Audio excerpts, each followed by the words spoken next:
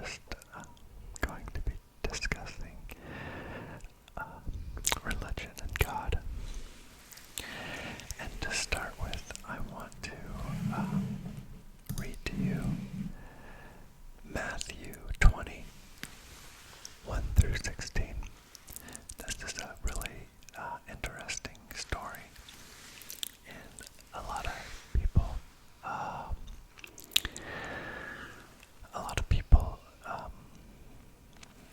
interpret this a different way, but I'm going to tell you how I interpret it and see what you think. For the kingdom of heaven is like a landowner who went out early in the morning to hire workers for his vineyard. He agreed to pay them a denarius for the day and sent them into his vineyard. About 9 in the morning he went out and saw others standing in the marketplace doing nothing. He told them, "You also go and work in my vineyard, and I will pay you whatever is right." So they went. He went out again about noon, and about 3 in the afternoon, and did the same thing. About 5 in the afternoon he went out and found still others standing around. He asked them, "Why have you been standing here all day doing nothing?" "Because no one has hired us," they answered. He said to them, "You also go and work in my vineyard." When evening came, the owner of the vineyard said to his foreman, "Call the workers and pay them their wages, beginning with the last ones hired and going on to the first." The workers who were hired about 5 in the afternoon came and each received a denarius. So when those came who were hired first, they expected to receive more, but each one of them also received a denarius. When they received it, they began to grumble against the landowner. "These who were hired last worked only 1 hour," they said, "and you have made them equal to us who have borne the burden of the work and the heat of the day." But he answered one of them, "I am not being unfair to you, friend. Didn't you agree to work for a denarius? Take your pay and go. I want to give the one who was hired last the same as I gave you. Don't I have a right to do what I want with my own money? Or are you envious because I am generous? So the last will be first, and the first will be last." So that is in the New Testament, the book of Matthew, chapter 20, verses 1 through 16. And that's Jesus telling the story. And he talked a lot in parables like this, where it isn't really clear what he's saying. He's making a point, but what is his point? And my take on this is that what he's saying is that it doesn't matter whether you live your entire life for God and you are just a devout Christian your whole life and you're out saving souls all the time and you're going to church every Sunday morning and Sunday night and all the church functions they have.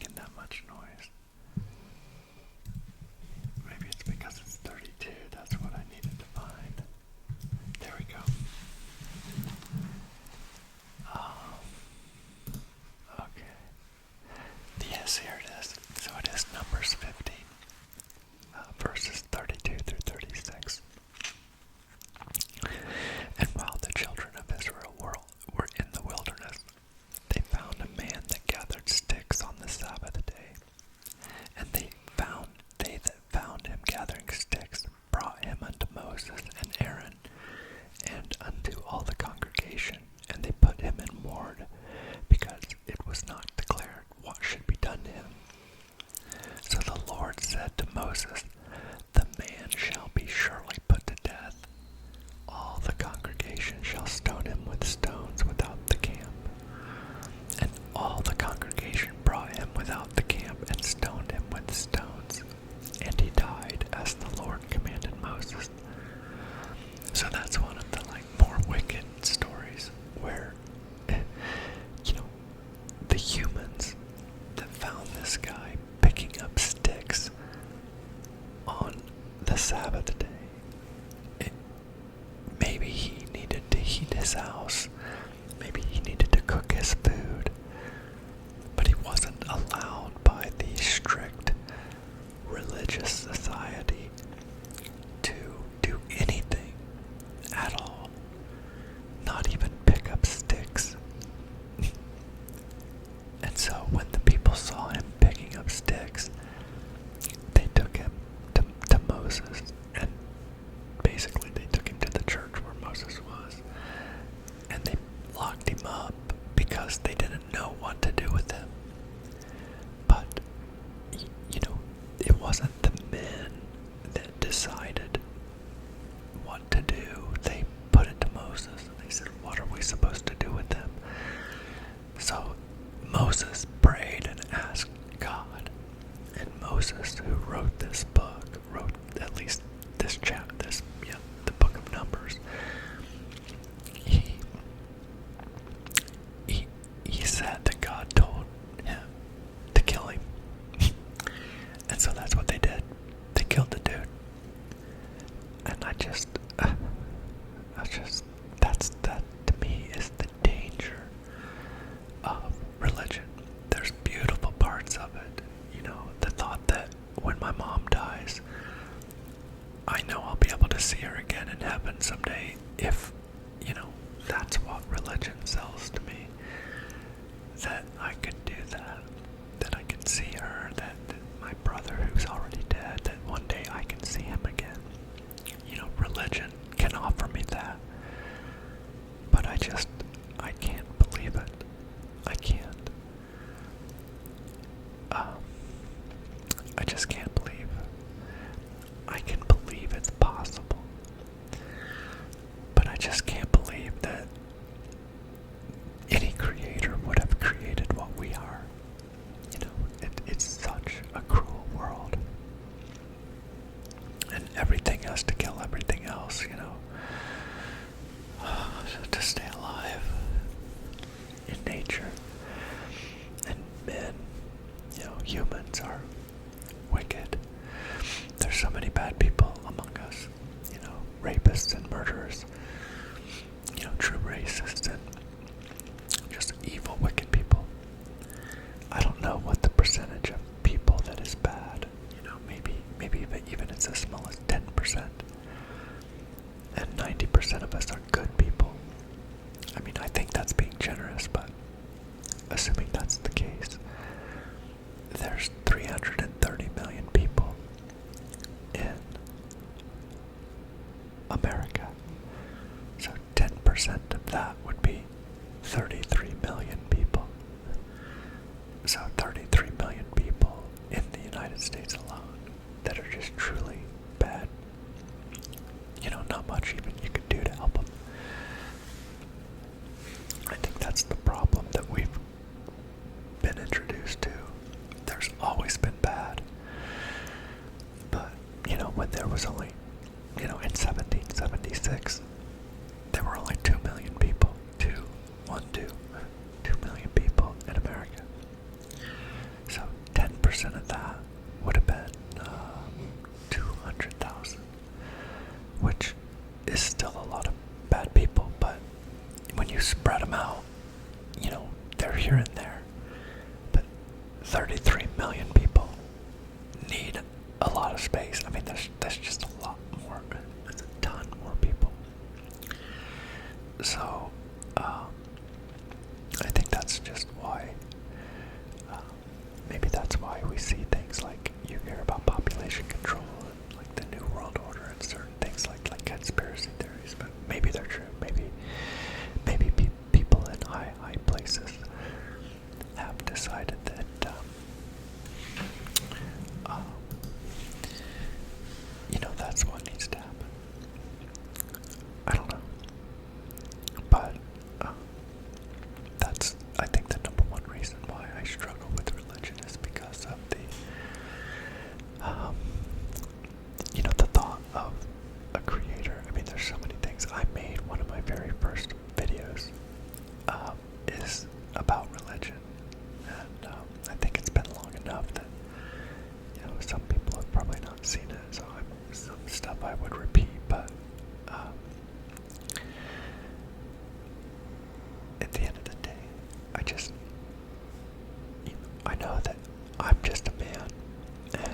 if I could see everything like God can, and I know that there's little kids being tortured or, raped and kidnapped and stuff like that, and I can see it because I'm God. I know everything and I see everything, and I do nothing to intervene.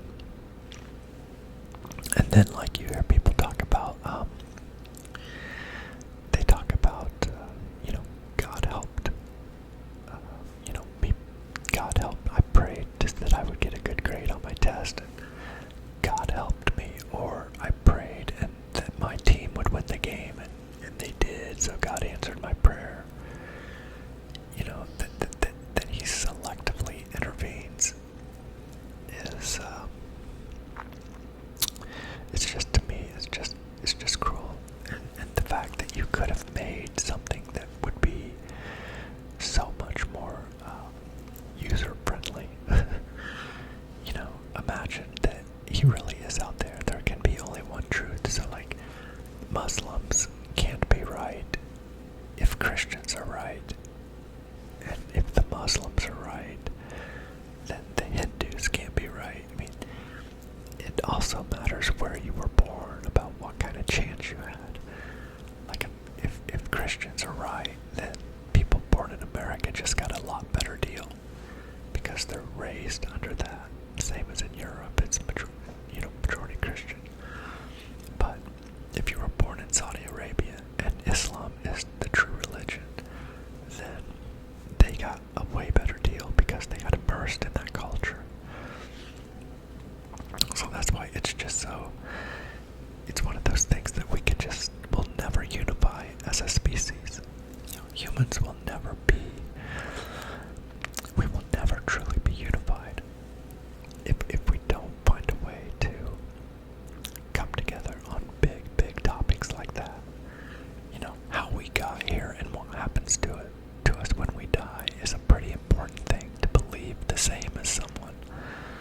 Like, I think, like, couples should definitely have the same religion. I mean, I don't know how they could get along otherwise if they didn't have the same